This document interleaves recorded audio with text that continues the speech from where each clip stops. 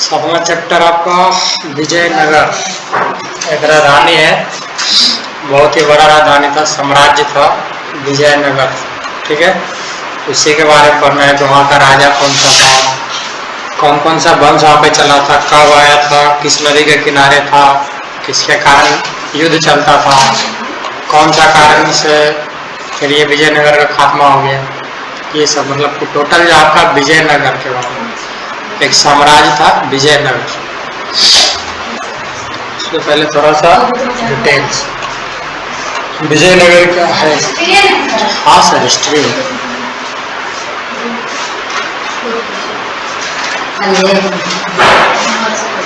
देखिए 14वीं सदी में स्थापित विजयनगर साम्राज्य उत्तर में कृष्ण नदी से लेकर भारतीय प्रायद्वीप के सुदूर दक्षिण तक फैला हुआ था। ठीक है, ये याद रखिएगा। 14वीं सदी में स्थापित, कब स्थापित हुआ था विजयनगर, तो 14वीं सदी में, ऑब्जेक्टिव में आता है 14वीं सदी में स्थापित विजयनगर साम्राज्य उत्तर में कृष्ण नदी से लेकर भारतीय प्रायद्वीप के सुदूर दक्षिण तक फैला हुआ था। मतलब उत्तर से लेकर दक्षिण तक ये पूरा साम्राज्य था विजयनगर। और दूसरा पॉइंट है विजयनगर या विजय का शहर, एक शहर एवं एक साम्राज्य, दोनों का नाम, दोनों ही नामों से जाना जाता है। या तो आप विजयनगर बोल लीजिए, नहीं तो विजय का शहर बोल लीजिए। ठीक है, दोनों को एक ही नाम से जाना जाता था, विजयनगर या विजय का शहर, एक ही साम्राज्य था। ठीक है, 1565 में इस पर हमला कर इसे लूटा गया, बाद में यह उजड़ गया। मतलब 1565 में इसका खात्मा हो गया, सबसे लास्ट। ठीक है, स्टार्टिंग कब हुआ था आगे पढ़ेंगे। यद्यपि 17वीं 18वीं शताब्दियों तक यह पूर्णतः नष्ट हो गया था, लेकिन फिर भी कृष्णा तुंगभद्रा दोआब क्षेत्र के निवासियों की स्मृति में ये जिंदा रहा। ये भी याद रखिएगा कि जो विजयनगर था, ये जो तुंगभद्रा है, ये नदी का नाम है, इसी नदी के किनारे स्थित था। ठीक है, विजयनगर, हाँ, तुंगभद्रा नदी के किनारे स्थित था विजयनगर शहर। ठीक है, तुंगभद्रा।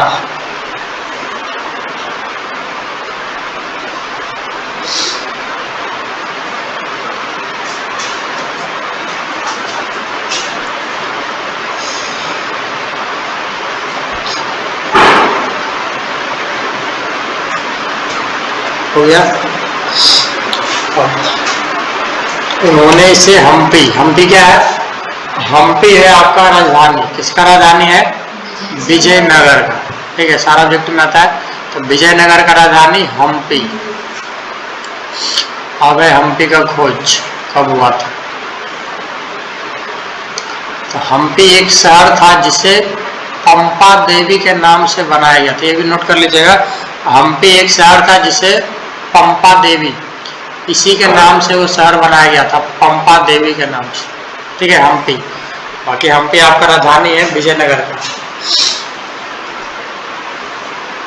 ठीक है, पंपा देवी क्या है, पंपा देवी पार्वती माता का स्वरूप है, जिसकी शादी विरूपाक्ष मतलब शिव जी के साथ हुई थी। पहले के जमाने में माना था पंपा देवी जो है पार्वती माता का स्वरूप है, जिसका शादी विरूपाक्ष मतलब शिव जी के साथ हुई थी। हम्पी के खंडरों की खोज 1800 ईस्वी में एक अभियंता एवं पुराविद कर्नल मैकेंजी ने की थी। हम्पी का खोज किसने किया था, तो कर्नल मैकेंजी। ठीक है, पूछा जाएगा कि हम्पी के खंडर की खोज किसने किया था, तो कर्नल मैकेंजी, ये भी याद रखिएगा। मैकेंजी कौन था, तो मैकेंजी ईस्ट इंडिया कंपनी में कार्यरत था। उन्होंने इस जगह का प्रथम सर्वेक्षण मानचित्र तैयार किया। लिख रहा है, लिख लिए, हम्पी का खोज कर्नल मैकेंजी ने। मैकेंजी जो है ईस्ट इंडिया कंपनी में काम करता था। मैकेंजी, उनके द्वारा प्राप्त आरंभिक जानकारियां विरूपाक्ष मंदिर तथा पंपा देवी के पुरोहित की स्मृति पर आधारित था। मतलब विरूपाक्ष मंदिर था तथा पंपा देवी नाम का भी एक मंदिर था, इसी में आधारित है उनके द्वारा जो जानकारियां था मैकेंजी के द्वारा।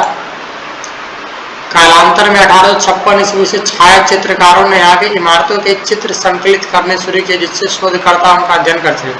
1856 में जो चित्रकार थे वहाँ क्या है, यहाँ के इमारतों के चित्र शुरू कर मतलब जमा करने के लिए शुरू कर दिए यहाँ के चित्र, जिससे शोधकर्ता मतलब जो जानकारी जो हमको पहुँचाते जानकारी तो उनको अध्ययन कर सके, ठीक है, जिससे शोधकर्ता उनका अध्ययन कर सके।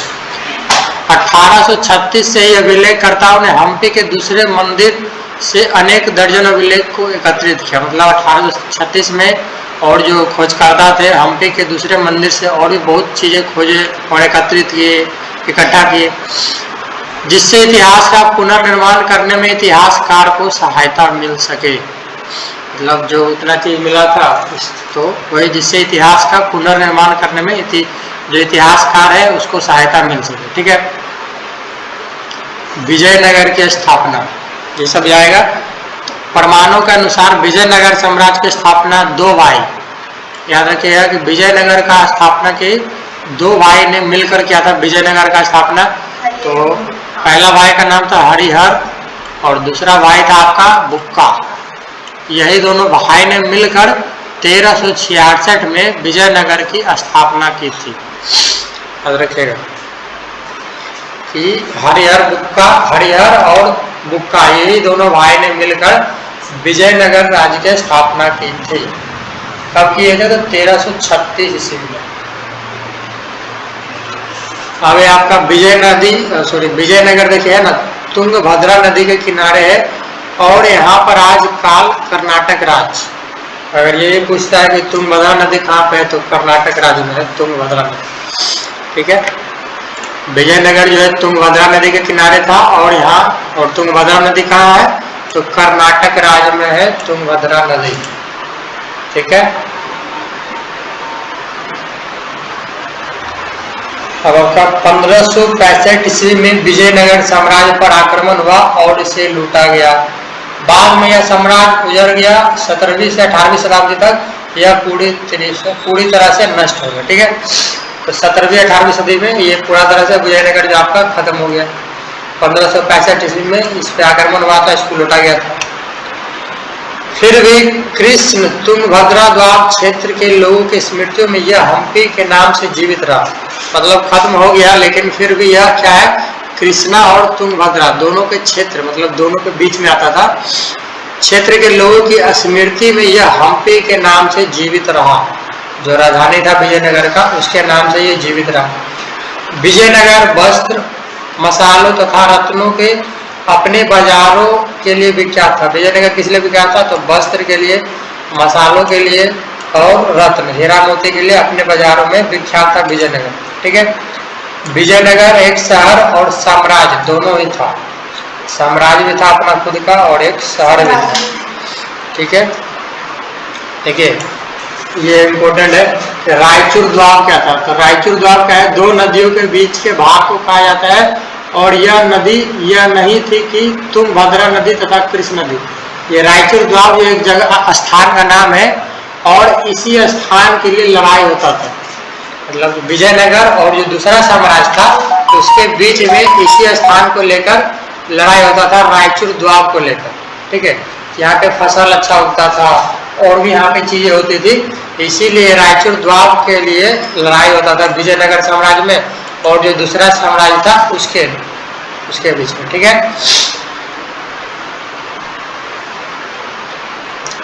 लिखिए और आपका अमरनायक ये हम भेज देते हैं इसे ग्रुप में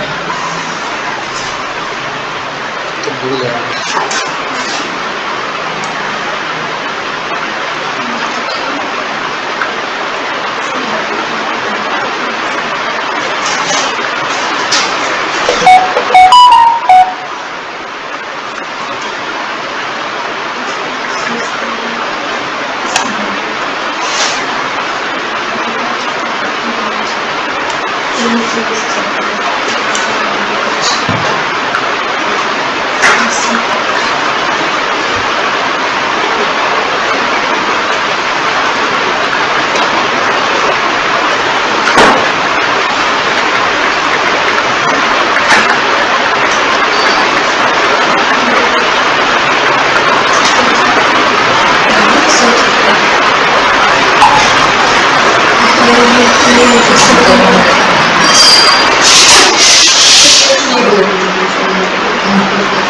ठीक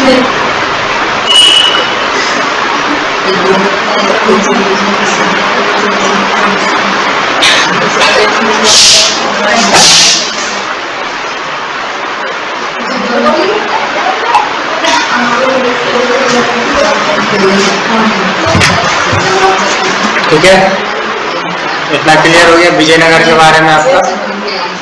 तो विजयनगर क्या था, एक साम्राज्य था, राजधानी था। इसका राजधानी कहाँ था, कहाँ था राजधानी, विजयनगर। याद रखना, हम्पी। और विजयनगर का स्थापना कब हुआ था, 1800 जल्दी 1336 में स्थापना हुआ था। कितना भाई था, 2, हरिहर और बुक्का, याद रखिए। और हम्पी क्या है, हम्पी भी एक शहर है जिसे पंपा देवी मीन्स पार्वती माता का स्वरूप मानते थे। ठीक है, पंपा देवी क्या है, पार्वती माता का स्वरूप माना जाता है। बोलो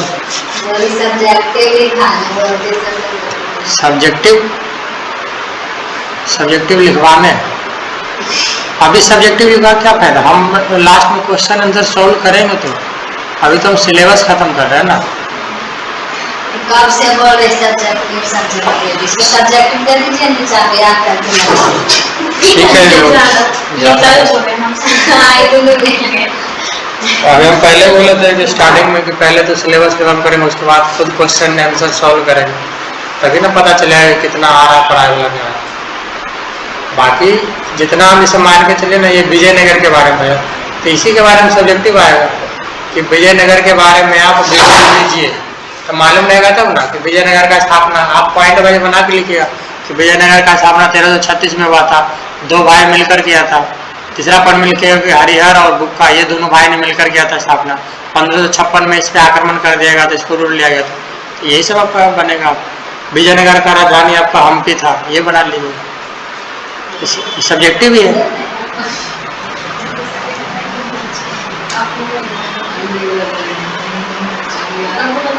ठीक है, रायचूर द्वार याद रखिएगा कि इसी ये स्थान का नाम है, और इसी के कारण जो विजयनगर था और जो दूसरा साम्राज्य था उसके बीच में लड़ाई चलता था। ठीक है, आगे इसमें आपका एक टॉपिक अमरनायक, कि कौन था अमरनायक। अमरनायक जो थे सैनिक कमांडर थे, मतलब सैनिक थे, अमरनायक सैनिक कमांडर थे। उन्हें राय द्वारा प्रशासन के लिए राज्य क्षेत्र दिए जाते थे। ठीक है, राय द्वारा की विचार करके एक प्रशासन क्षेत्र दिया जाता था। उसके बाद क्या, वो किसान, शिल्पकार तथा व्यापारियों से भू राजस्व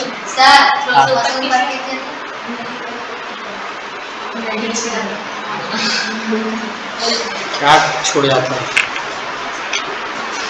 अमरनायक क्या था, एक सैनिक कमांडर था। उन्हें राय द्वारा प्रशासन के लिए राज्य क्षेत्र दिया जाता था कि आपको एक क्षेत्र दे दिए हैं, उस पर आप शासन करें। ठीक है, वे किसानों, शिल्पकारों तथा व्यापारियों से भू राजस्व तथा अन्य कर वसूल करते थे। मतलब जो किसान होते थे उससे वसूल करते थे पैसा, शिल्पकार जो हीरा मोती बेचते थे उससे वसूल करते थे पैसा, वही भू राजस्व तथा अन्य कर वसूल करते थे, कर। ठीक है, ये अमरनायक जो थे वो राजस्व का कुछ हिस्सा निजी उपयोग के लिए अपने पास रख लेते थे, जैसे घोड़ा और हाथियों के निर्धारित दल की देख रेख के लिए अपने पास रखते थे। मतलब जो राजा का कुछ हिस्सा जो निजी उपयोग में आता था उसको अपने पास रखता था, जैसे घोड़ा रख लेता था, हाथी रख लेता था, और इसी का देख रेख के लिए अपने पास वो रखता था। ठीक है, और शेष भाग जो बचता था वो राजकोष में जमा करवा देता था।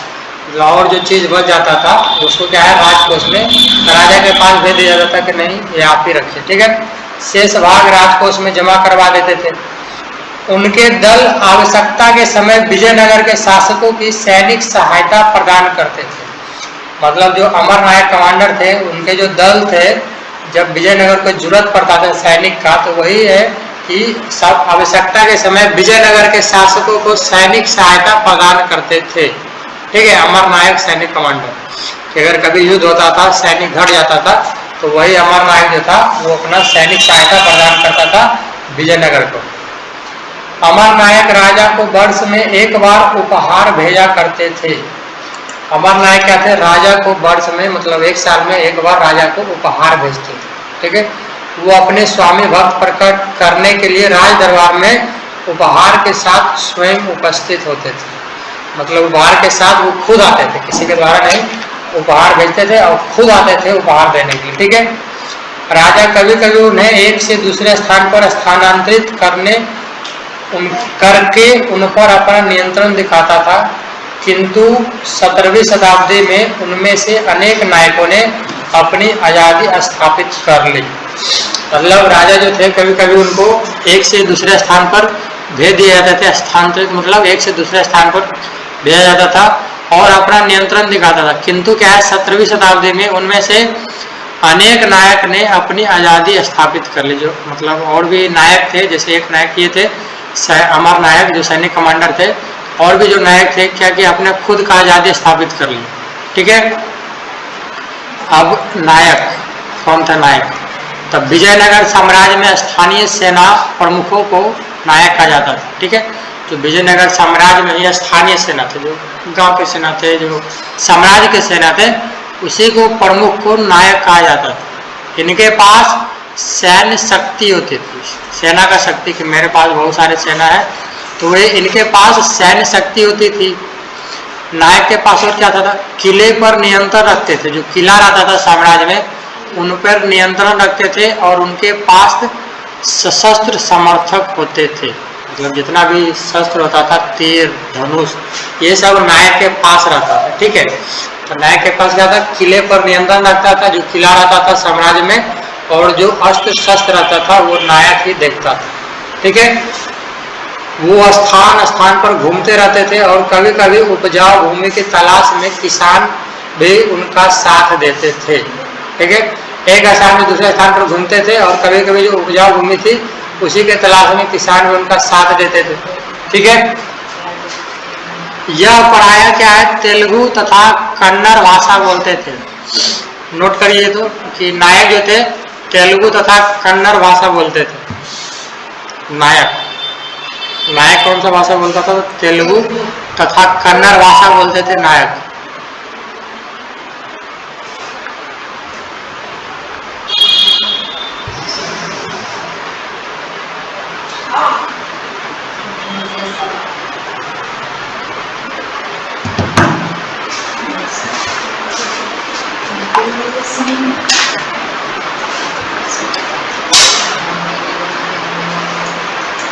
चलिए, तेलुगु तथा कन्नड़ भाषा बोलते थे।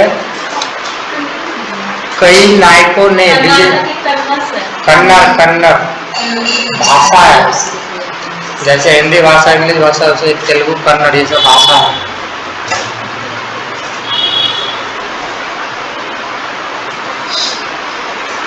कई नायकों ने विजयनगर के शासक की प्रभुसत्ता के आगे समर्पण किया था। ठीक है, परंतु वह क्या है? प्राय विद्रोह करते थे और इन्हें सैनिक कार्रवाई द्वारा ही दबाया जाता था। मतलब जो सत्ता के लिए समर्पण करते थे कि सत्ता हमको मिलना चाहिए, वो ये कि वो क्या विद्रोह करते थे बीच में ही, मतलब आंदोलन कर देते थे और इन्हें सैनिक कार्रवाई द्वारा ही, मतलब सैनिक के द्वारा दबाया जाता है। जैसे अभी आंदोलन चलता है तब पुलिस के द्वारा मारपीट करके दबा दिया जाता है, ऐसे ही जब उस टाइम आंदोलन चलता था, विद्रोह होता था, तो सैनिक कार्रवाई के द्वारा उन लोगों को दबा दिया जाता था। ठीक है, नायक इसी को बोलते हैं कि जो स्थानीय सेना का प्रमुख को, जो स्थानीय सेना होता है उसी के प्रमुख को नायक कहा जाता है। इनके पास सैन्य शक्ति होती है। नायक क्या है? किले पर नियंत्रण रखते हैं। उनके पास शस्त्र मतलब अस्त्र शस्त्र जो तीर गदा रहता है उन पर देखरेख करते हैं। एक स्थान से दूसरे स्थान पर घूमते हैं, उपजाऊ भूमि की तलाश में रहते हैं, और सबसे इम्पोर्टेंट कि ये तेलुगु तथा कन्नड़ भाषा में बोलते थे। ठीक है, और जो शासक विजयनगर के सत्ता के लिए मतलब विद्रोह करते थे उनको क्या है? सैनिक कार्रवाई के द्वारा दबा दिया जाता था। अब विजयनगर राजधानी तथा उसके परिवेश मतलब आसपास का क्षेत्र। ठीक है, विजयनगर का बारे में जाने। अब क्या उसका राजधानी, उसके आसपास के क्षेत्र में क्या था? तो सबसे पहले विजयनगर क्या था? तो विजयनगर एक प्रसिद्ध राजधानी था। यह उस समय के सबसे मशहूर और समृद्ध शहरों में गिनी जाती है, मतलब सबसे मशहूर था, फेमस शहर था उस समय का। 1366 का जब बात चलेगा तो उस समय का सबसे मशहूर और फेमस शहर में गिना जाता था विजयनगर। क्यों गिना जाता था? तो दूसरा क्या, खास भौगोलिक स्थिति, मतलब ये क्या था, तुंगभद्रा नदी के किनारे बसा हुआ था। नदी के किनारे मतलब वहाँ पे ये खेती होगा, बहुत अच्छा से फसल होगा। भौगोलिक स्थिति वही कि तुंगभद्रा नदी के किनारे बसा था। चारों ओर ग्रेनाइट की पहाड़ियाँ थी जो इसे सुरक्षा देती थी, मतलब चारों ओर क्या था, पहाड़ियाँ था जो इसे क्या है, सुरक्षा देता था कि कोई आक्रमण करेगा तो पहले सोचेगा। ठीक है। उसके बाद खूबसूरत और मजबूत निर्माण शैली, कि जो यहाँ पे घर बनाया जाता था तो बहुत ही अच्छा तरीके से डिजाइन करके और बहुत ही मजबूत। यहाँ की इमारतें जो है खास पत्थरों से बनाई जाती थी। स्थापत्य में मंदिर, मंडप, स्तंभ और द्वार बहुत सुंदर होते थे। ठीक है।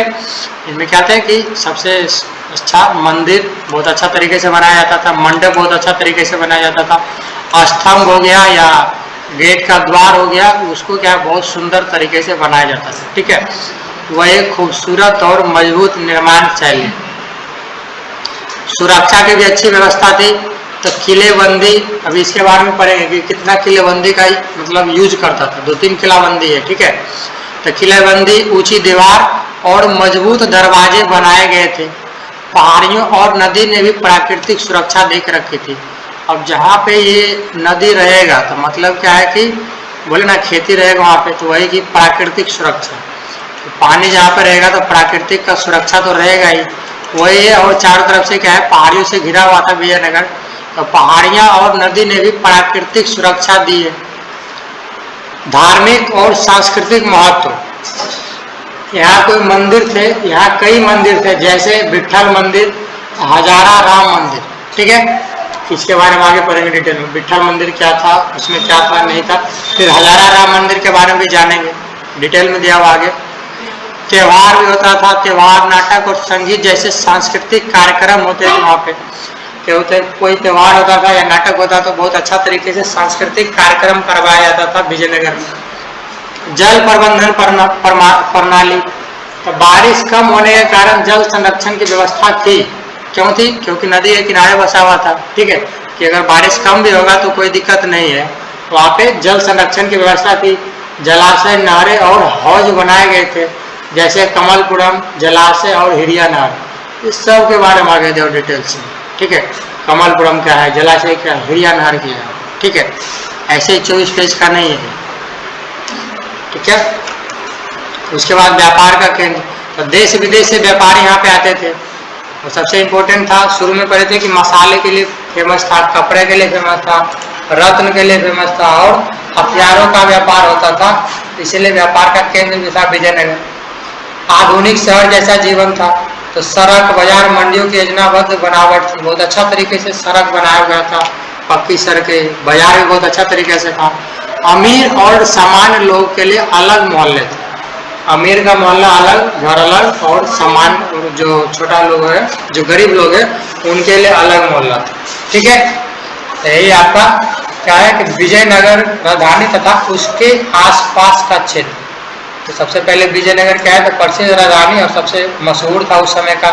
उसके बाद भौगोलिक स्थिति बहुत अच्छा था कि चारों तरफ पहाड़ियाँ थी और तुंगभद्रा नदी के किनारे बसा हुआ था।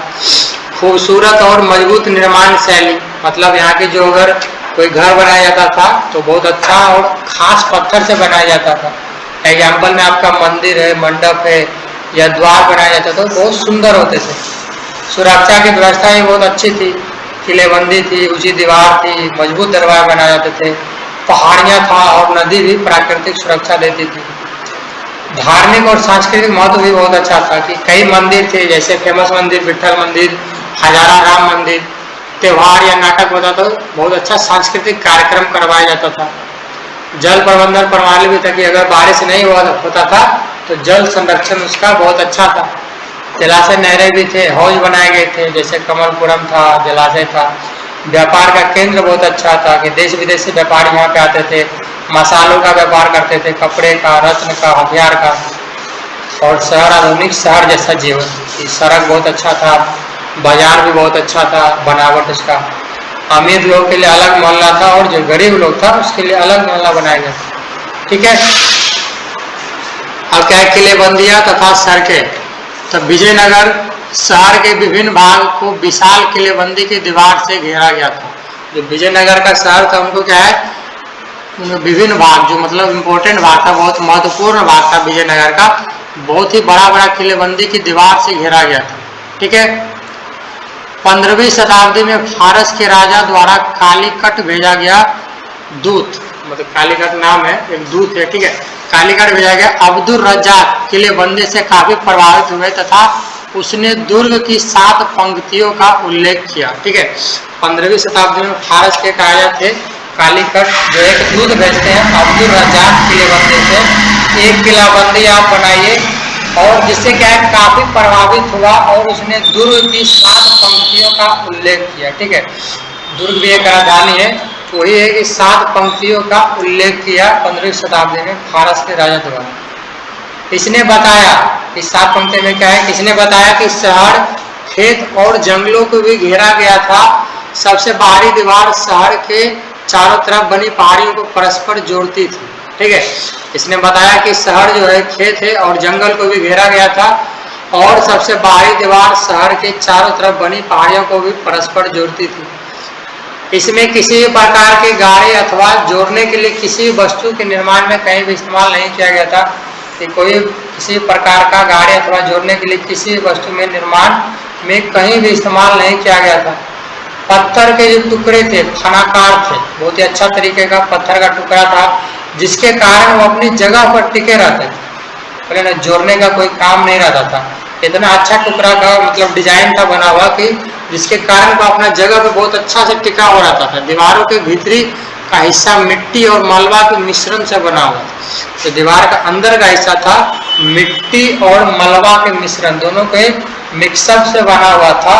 उसके भीतर का, दीवार के भीतर, ठीक है, दीवार का जो भीतर का हिस्सा था मिट्टी और मलबा के मिश्रण से बना हुआ। ठीक है। सबसे खास बात है कि पत्थर का जो टुकड़ा था बहुत ही अच्छा डिजाइन से बनाया गया था, तैयार किया गया था, कि वो जहाँ पे उसको रख दिया जाता था वो एक जगह टिका हुआ रह जाता था। ठीक है। उसको चिपकाने का जरूरत नहीं पड़ता था। ठीक है। इस किलेबंदी की सर्वाधिक प्रभावशाली बात यह थी कि इससे खेतों को भी घेरा गया था। ठीक है। जो खेत भी थे उस टाइम किलेबंदी से घेर दिया गया था। अब्दुल रज्जाक लिखता है कि पहली, दूसरी तथा तीसरी दीवारों के मध्य जुड़े हुए खेत, बगीचे और आवास है। मतलब 3 किलाबंदी में था। देखिए, पहला किलेबंदी, दूसरा किलेबंदी और तीसरा किलेबंदी। ठीक है। तो वही है कि अब्दुल रज्जाक लिखता है कि पहली, दूसरी तथा तीसरी दीवारों के मध्य जुड़े हुए खेत, बगीचे और आवास है। ठीक है। कि पहले में खेत, बगीचा और आवास, ये सभी में खेत को भी जोड़ा गया था, बगीचा को भी जोड़ा गया था, और जो आवास स्थान है उसको भी जोड़ा गया था। ठीक है। अब देखिए, पहला किलाबंदी याद रखिएगा, तो शहर के चारों ओर बनी पहाड़ियों को आपस में जोड़ती थी पहला किलाबंदी में। ठीक है। याद रखिएगा, पहला किलाबंदी में क्या था कि शहर के चारों ओर जो पहाड़ियां बनी हुई थी उसको क्या आपस में जोड़ता था। उसके बाद किले बंद के अंदर विशाल अन्ननगर बनाया गया था। अन्ननगर मिस पहले पढ़े थे, अन्ननगर मिस क्या होता है, चैप्टर नंबर 1 में पढ़े थे। अन्नानगर मिस क्या होगा, क्या होगा नहीं मालूम। पहला चैप्टर पढ़े थे, हड़प्पा सभ्यता पढ़े थे, तुम पढ़े थे? बताओ क्या क्या होता है बड़े मुझे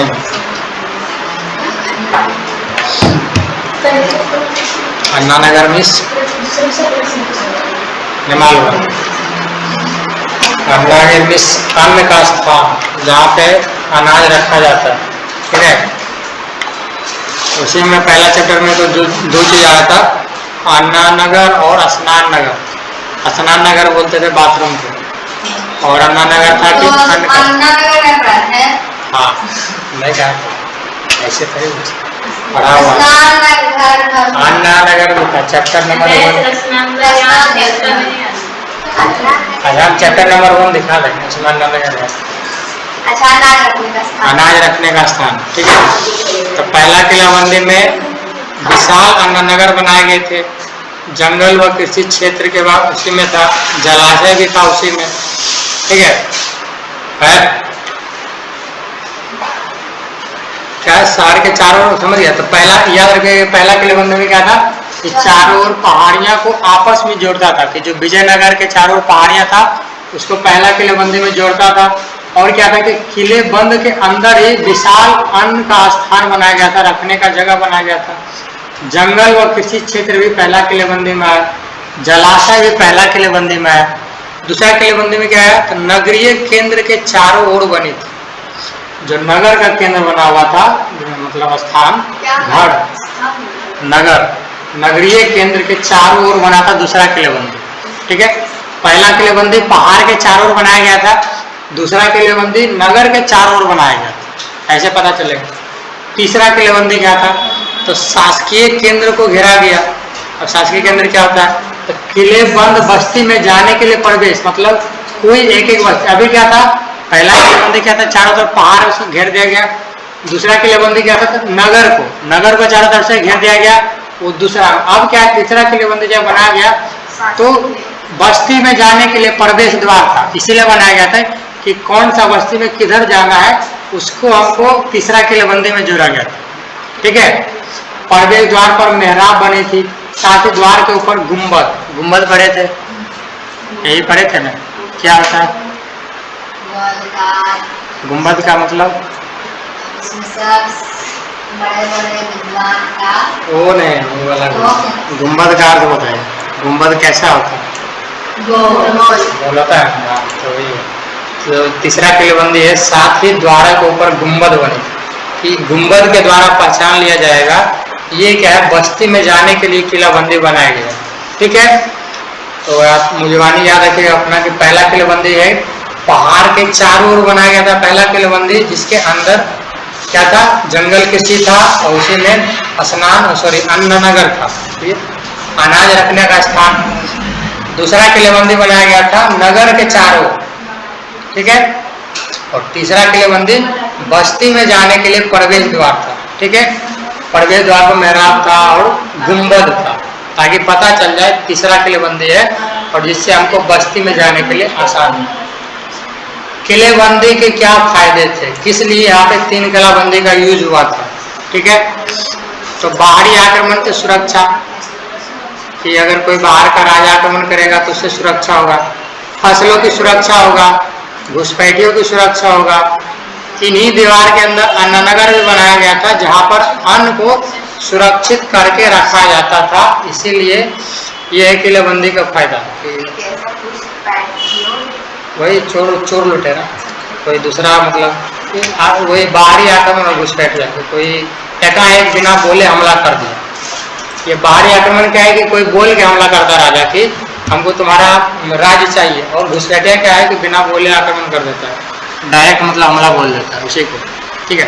तो किलाबंदी का यही फायदा था कि 3 किलाबंदी बना था, तो जो उसके विजयनगर के अंदर था तो उसको तो मालूम था कि पहला किलाबंदी बनाया गया था क्या, पहाड़ के चारों ओर। दूसरा किलेबंदी बनाया गया था नगर के चारों ओर, और तीसरा बनाया गया था बस्ती के जाने के लिए, बस्ती में वो।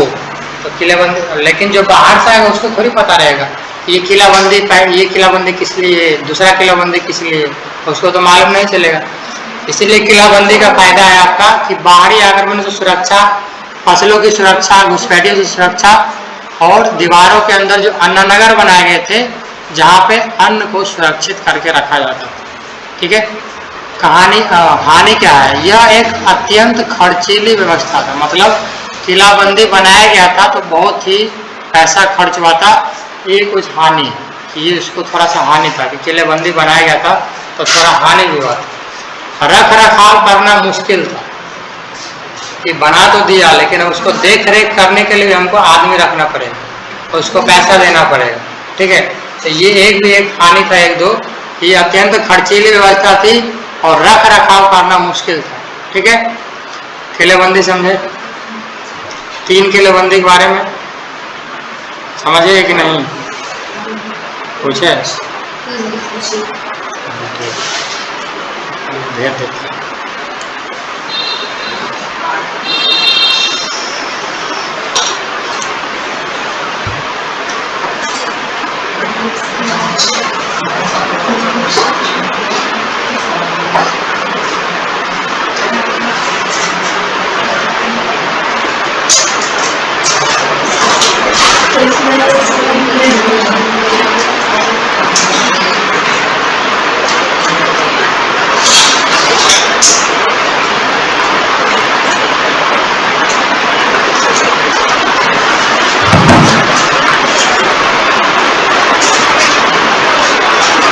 चलिए कितना तेज दर हवा है।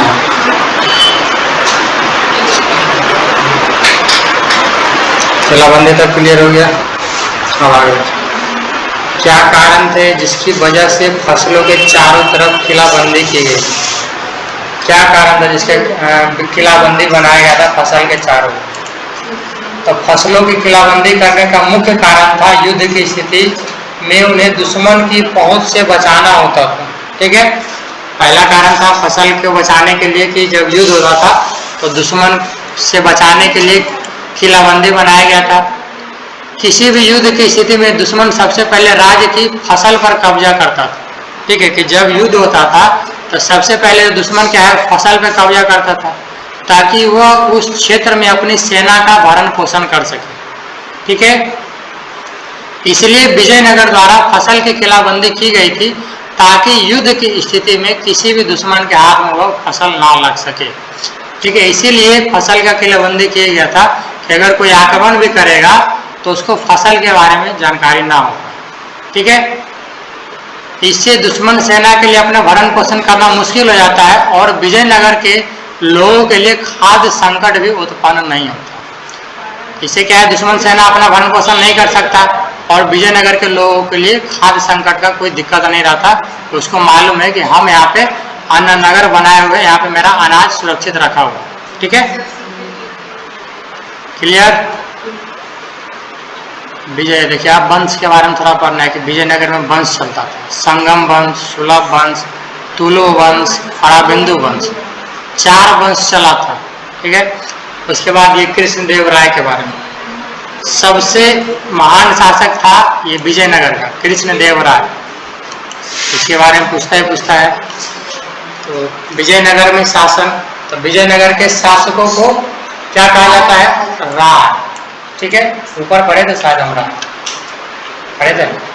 विजयनगर के शासकों को क्या कहा जाता है? राय। विजयनगर के सेना पढ़े थे, नायक के बारे में। जो प्रमुख सेना होता है उसको नायक कहते हैं। अब देखिए 4 वंश था। सबसे पहला संगम वंश, याद रखिएगा, ये पूछ लेगा कि विजयनगर में कितना वंश है, तो 4 वंश। सबसे पहला संगम। तब विजयनगर की स्थापना कौन किया था? हरिहर और बुक्का द्वारा 1336 में की गई।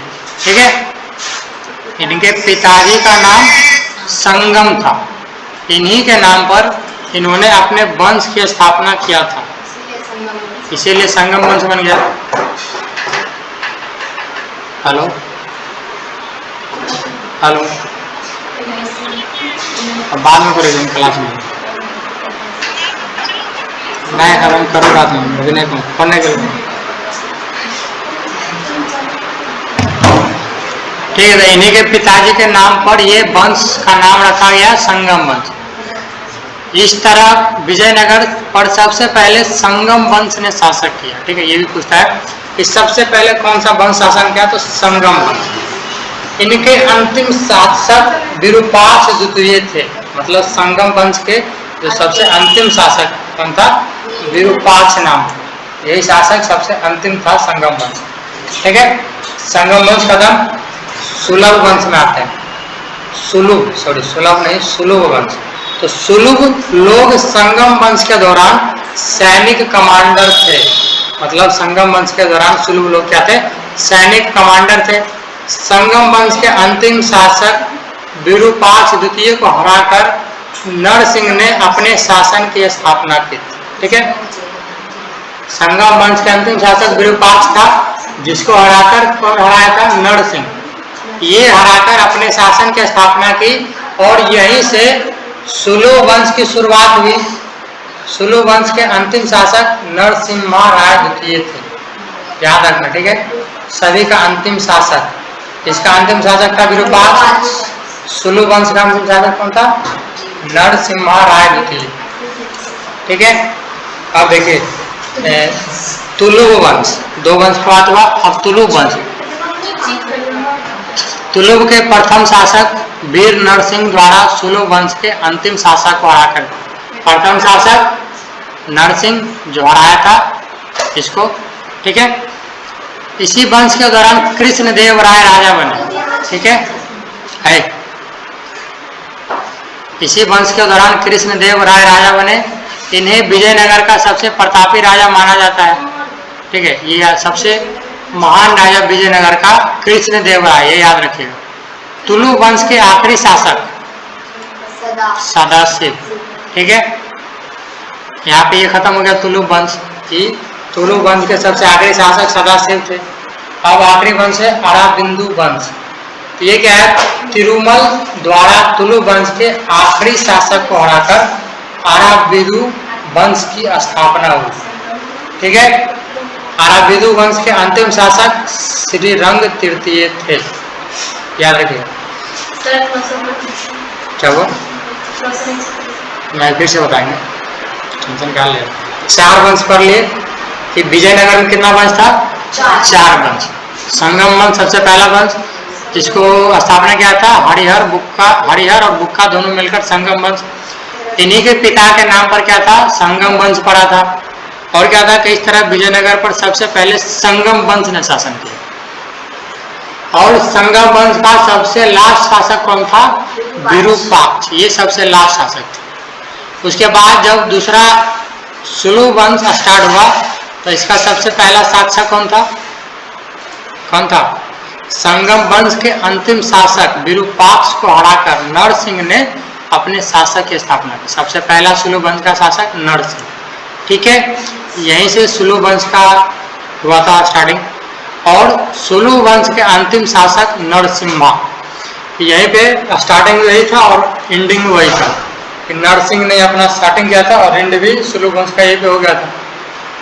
उसके बाद आपका तुलु वंश आया था, जिसका प्रथम शासक नरसिंह द्वारा सुलु वंश के अंतिम शासक को हराकर स्थापना किया गया। इसी वंश के दौरान कृष्णदेव राय, याद रखिए कृष्णदेव राय राजा के कौन से वंश के थे? तुलु वंश के। कृष्णदेव राय के बारे में पूछता है, ठीक है। तो तुलु वंश के आखिरी शासक सदाशिव, ठीक है, आखिरी शासक सदाशिव। और प्रथम शासक वीर नरसिंह, तुलु वंश। उसके बाद अराबिदु वंश, तो इसके क्या है? आखिरी शासक तिरुमल द्वारा तुलु वंश के आखिरी शासक को हराकर अराबिंदु वंश की स्थापना की गई, ठीक है। तिरुमल जो थे द्वारा तुलु वंश के आखिरी शासक को हराकर अराबिदु वंश की स्थापना किया गया। और अराबिदु वंश के अंतिम शासक श्री रंग तृतीय थे, ठीक है। क्लियर? चार वंश पढ़ लिए, चारों वंश याद रखेगा, ठीक है। चार वंश ना, तीन वंश। देखिए पहला संगम वंश हो गया, इसके बाद सुलु वंश हो गया, तुलु वंश हो गया और फिर अराबिदु वंश हो गया। यही चार वंश आपका, ठीक है। इसको भी भेज देते हैं आपके अराबिदु।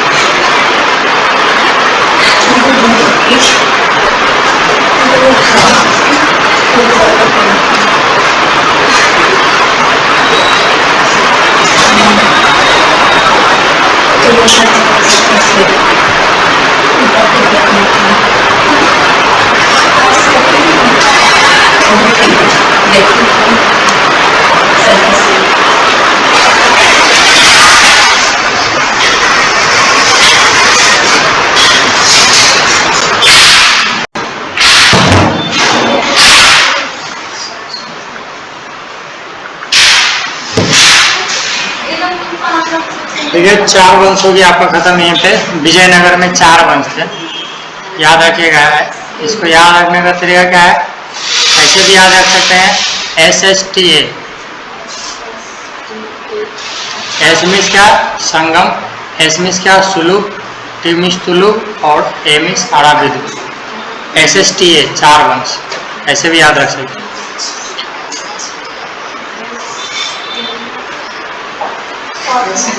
शॉर्ट में SSTA आप याद रखेंगे, संगम, सुलूक, तुलुक, आराबिदु। अब कृष्णदेव राय, जो इसमें सबसे इम्पोर्टेंट ये कृष्णदेव राय, इनका जन्म 14 जनवरी 1971 में हुआ था। ये तो नोट करने वाला आपका।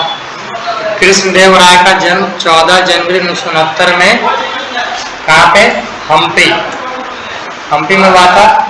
और देखिए वंश पूछा जा रहा है तो कौन सा वंश में थे, तुलुक वंश में ये राजा बने थे विजयनगर का, ठीक है। और मृत्यु भी लिख लीजिए 17 अक्टूबर 1529 में मृत्यु। जन्म 14 जनवरी 1471 को, स्थान था हम्पी, वंश था तुलुक वंश और मृत्यु था 17 अक्टूबर 1529, ठीक है।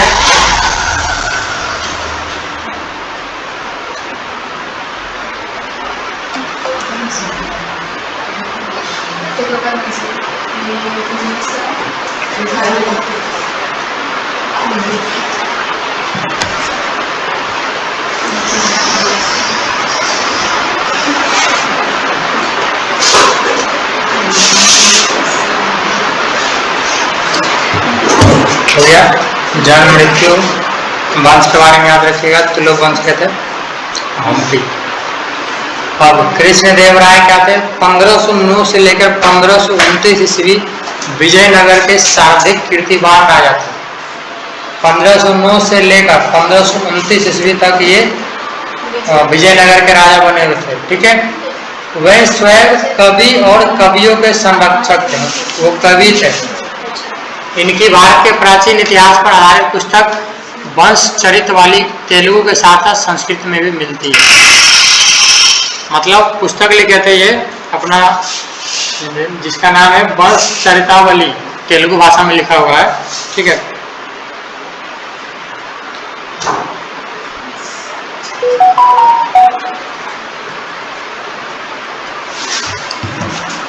हो गया, ये याद रखिएगा, ठीक है। कब तक का राजा था, 1509 से लेकर 1529 तक कृष्णदेव राय।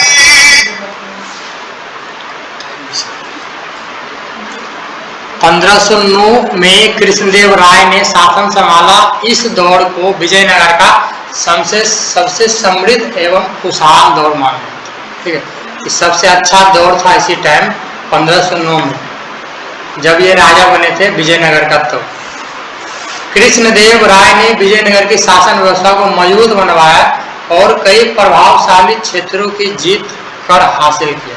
मतलब अच्छा शासन व्यवस्था को बहुत मजबूत किया और जितना भी युद्ध हुआ था सभी में जीत हासिल किया था। इसीलिए इनको बहुत ही अच्छा शासक माना गया था विजयनगर का और राजाओं के मुकाबले, ठीक है।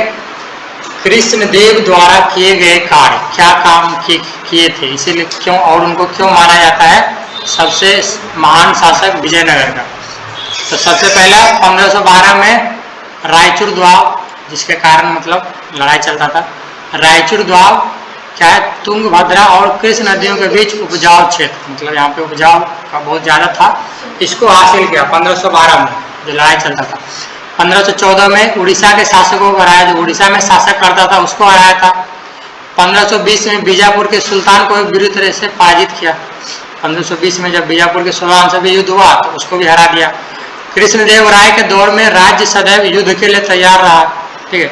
कृष्णदेव राय के दौर में क्या था, राज्य जो था विजयनगर राज्य था सदैव युद्ध के लिए तैयार रहा कि युद्ध होगा तो हम जीतेंगे ही जीतेंगे, सबको इतना कॉन्फिडेंस था, ठीक है। इन्हें आंध्र भोज यानी पूरे आंध्र का राजा की उपाधि दी गई थी, मतलब आंध्र प्रदेश, आंध्र भोज, ठीक है। पूरे आधा का आंध्र प्रदेश का राजा की उपाधि भी दी गई। कृष्णदेव राय ने 2 पुस्तक की रचना की थी। देखिए 2 पुस्तक की रचना की थी। सबसे पहले अमकुतमल्यद, ये था तेलुगु भाषा में, और जामवंती कल्याण संस्कृत भाषा में। ठीक है, याद रखिएगा कि 2 पुस्तक की रचना की थी, अमृतमल्यद तेलुगु भाषा में और जामवंती कल्याण ये संस्कृत भाषा में।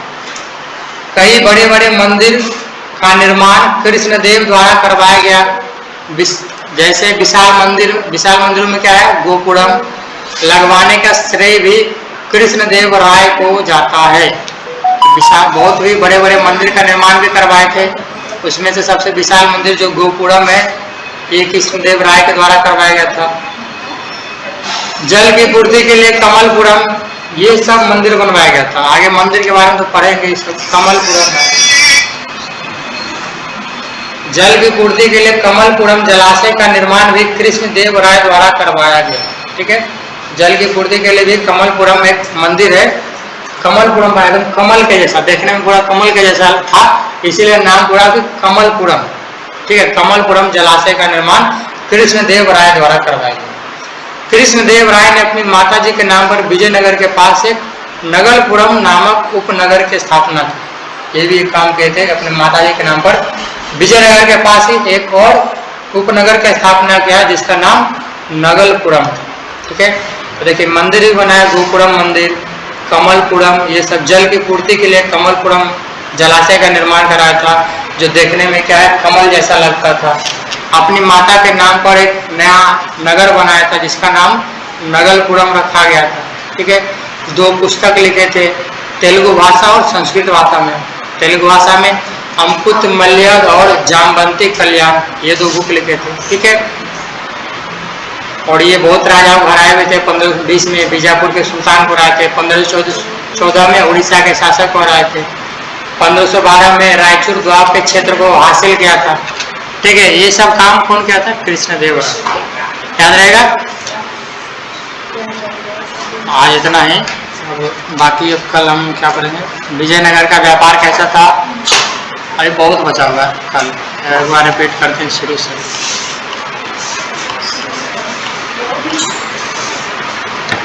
सबसे पहला विजयनगर, तो विजयनगर कहाँ, उत्तर से लेकर दक्षिण क्षेत्र तक फैला हुआ विजयनगर।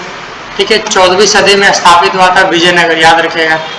1565 में इस पर हमला किया गया था और इसे लूटा गया था और इसे उजाड़ दिया गया था विजयनगर को। तुंगभद्रा नदी के किनारे विजयनगर जो साम्राज्य वो स्थित है। ठीक है, और इसका राजधानी कहाँ है, हम्पी। ठीक है, हम्पी एक शहर है जिसे पंपा देवी नाम के नाम से बनाया गया था। ठीक है, पंपा देवी के नाम से बनाया गया था। पंपा देवी पार्वती माता का स्वरूप है। ठीक है, और हम्पी के खंडर का खोज कर्नल मैकेंजी ने किया था, ये भी याद रखिएगा। 1800 ईस्वी में कर्नल मैकेंजी ने हम्पी के खंडर का खोज किया था। और बस इसमें इतना, और क्या अभ्यास है कि 2 भाई मिलकर विजयनगर का स्थापना किया था, हरिहर और बुक्का। ये दोनों भाई मिलकर 1336 में विजयनगर का स्थापना किया था। ठीक है, अगर ये पूछता है कि तुंगभद्रा नदी कहाँ पे है, तो यह क्या है, आज कर्नाटक राज्य में तुंगभद्रा नदी है। ठीक है, हो गया। और क्या है, एक रायचूर द्वाब एक स्थान है जिसके कारण और भी साम्राज्य में युद्ध होता था, कि वो क्या उपजाऊ जमीन है। ठीक है, रायचूर द्वाब। उसके बाद अमरनायक के बारे में पढ़े थे, जो सैनिक कमांडर थे, जो अपना सैनिक का कुछ हिस्सा रखते थे, अपना घोड़ा, हाथी, ये सब। ठीक है, फिर नायक के बारे में पढ़े थे, जो स्थानीय सेना का प्रमुख होता है उसको नायक कहा जाता है। इसके पास सैन्य शक्ति होता है। विजयनगर और उसके आसपास के क्षेत्र के बारे में पढ़े थे। विजयनगर क्या था, उसके आसपास क्षेत्र क्या था, कि मजबूत निर्माण करवाया जाता था, सुरक्षा की व्यवस्था अच्छी थी, धार्मिक और सांस्कृतिक महत्व था, विकसित जल प्रबंधन प्रणाली था, व्यापार का केंद्र अच्छा था, आधुनिक शहर जैसा जीवन था। उसके बाद 3 किलाबंदी के बारे में पढ़े थे। ठीक है, पहला किलाबंदी में किसको रखा गया था, पहाड़ के चारों ओर, और कृषि के लिए, और जलाशय के लिए, और एक और अन्न के लिए। और दूसरा किलाबंदी में नगर को चारों तरफ से घेरा गया था। तीसरा किलाबंदी में बस्ती के एक एक द्वार को घेरा गया। ताकि पता चल सके। किलाबंदी कराने का क्या फायदा था? क्यों किलाबंदी करवाया गया था? सुरक्षा रहने के लिए। सुरक्षा रहने की। युद्ध के पश्चात कोई किससे सुरक्षा के लिए? चोर चोर से। आक्रमण के लिए। ये घुसपैठियां, फसलों की सुरक्षा और दीवार के अंदर अन्नगर बनाए गए थे जहाँ पे अन्न को सुरक्षित रखा जाता। ठीक है। कारण भी है कि क्या कारण थे जिसकी वजह से फसलों को चारों तरफ किलाबंदी की गई थी। तो वही कारण है कि कोई युद्ध करता था तो सबसे पहले क्या फसल को ही अपना बनाता था कि मेरा सैनिक क्या खाएगा, इसीलिए मतलब बनाया गया था किलाबंदी। तो उसके बाद 4 वंश पढ़ लिए कि कौन सा है 4 वंश?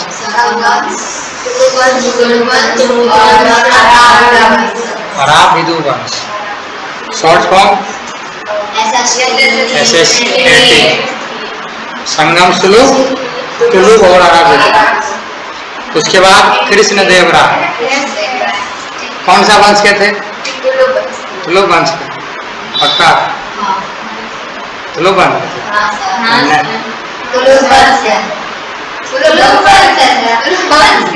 क्या बोला तुलुक वंश? ठीक है, तुलुक वंश।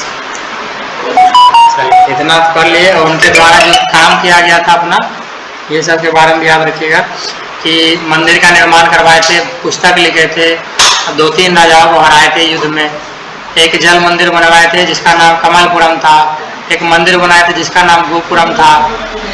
और अपनी माता जी के नाम पर एक नया नगर का स्थापना किए थे। ठीक है, इतना क्लियर हो गया? चलिए इतना समझ आ गया। बाकी हमको लगता है अभी ज़्यादा नहीं।